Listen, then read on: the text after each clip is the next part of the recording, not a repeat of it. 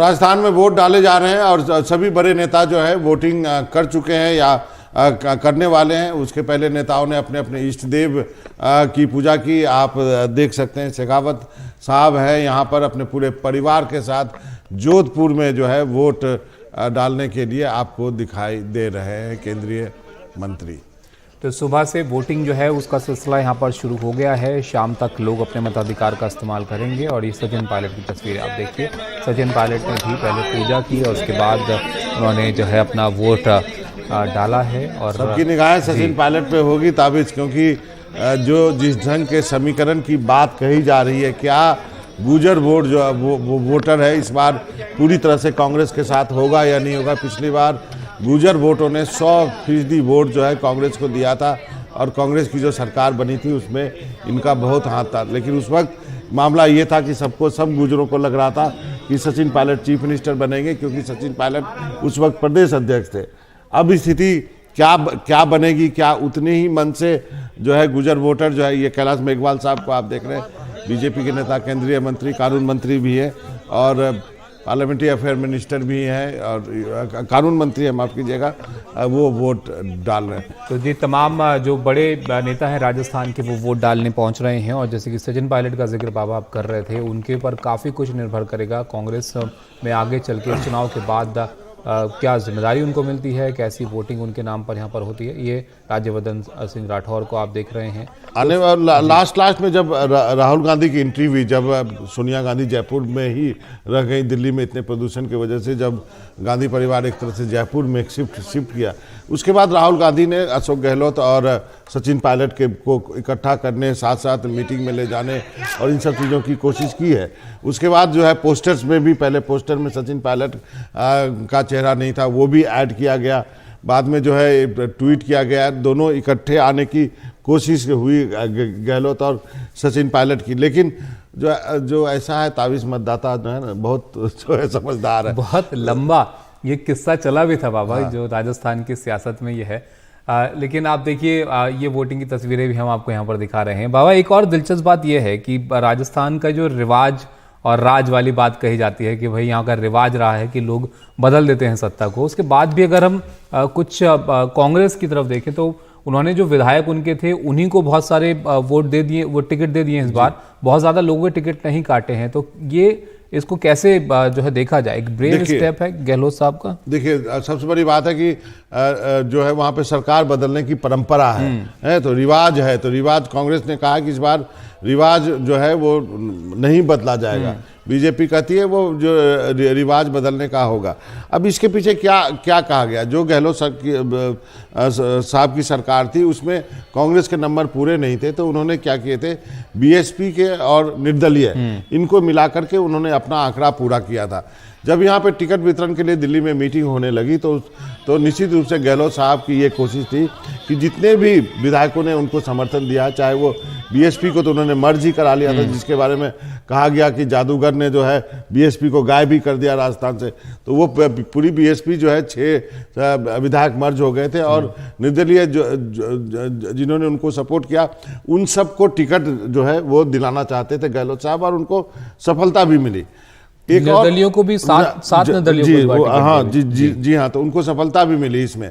उसके बाद एक जो किस्सा हुआ था कि जब ऑब्जर्वर बन के गए थे, ऑब्जर्वर बनकर जब खड़गे साहब गए थे और विधायक दल की बैठक बुलानी थी, उस पर 3 लोगों के खिलाफ कार्रवाई होनी थी। उसमें जो है गहलोत साहब के एक सबसे विश्वस्त व्यक्ति को टिकट नहीं दिया गया, जो हवा महल से कैंडिडेट थे, और हवा महल से जो है एक नए चेहरे को लाया गया वहाँ पर।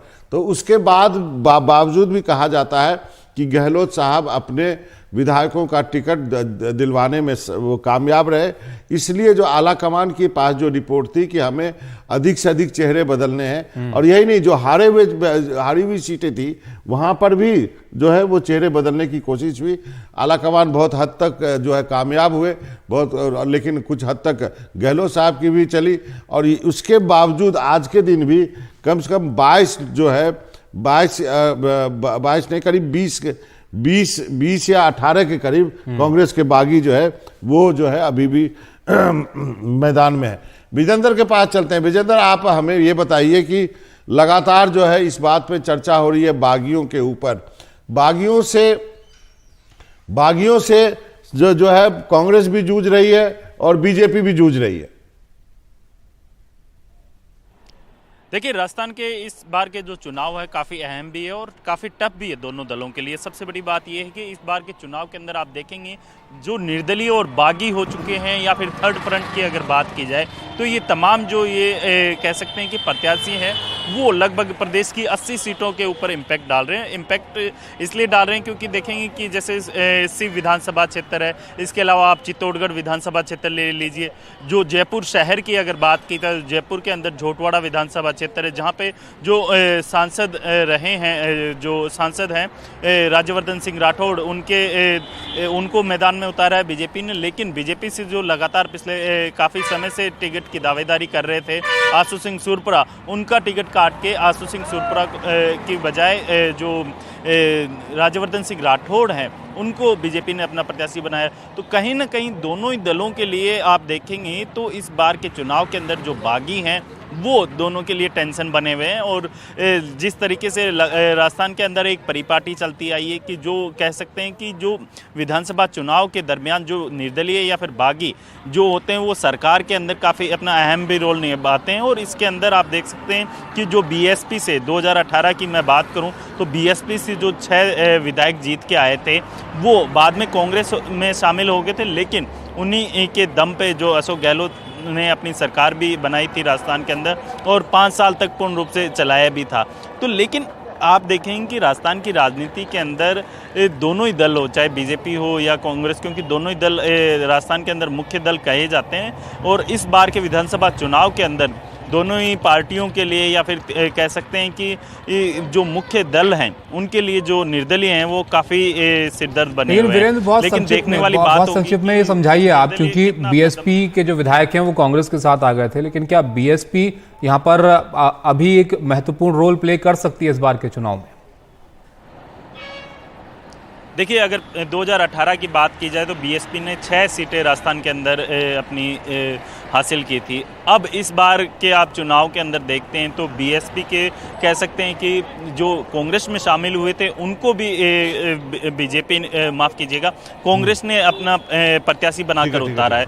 तो कहीं ना कहीं अब कह सकते हैं कि जो निर्दलीय हैं उनको भी कांग्रेस से अपने साथ लेने की कोशिश कर रही है। और अशोक गहलोत हैं खुद इस पूरे चुनाव के अंदर कह सकते हैं कि पूरी कमान संभाले हुए हैं।